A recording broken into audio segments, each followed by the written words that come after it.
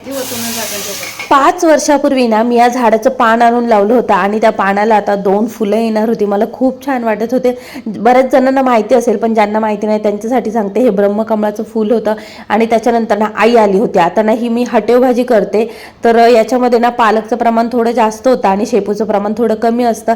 ज्यांच्याकडे करत असेल त्यांना माहिती असेल. आमच्याकडे ह्या भाजीला हटेव भाजी म्हणतात.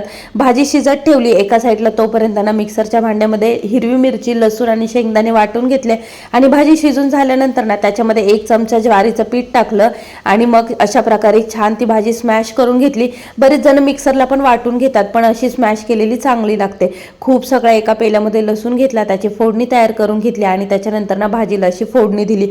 खूप छान झाली होती ही भाजी. त्याच्यानंतर ह्या भाजी बरोबर ना चपाती वगैरेपेक्षा ना भाकरीच खूप छान लागते. आणि लाल चटणी पण बनवली होती आईने लसणाची. मस्त जेवण वगैरे करून घेतलं आणि आमचं जेवण होईपर्यंत फूल पण छान उमललं होतं. होप सो व्हिडिओ आवडला असेल. Do like, share, subscribe. Bye.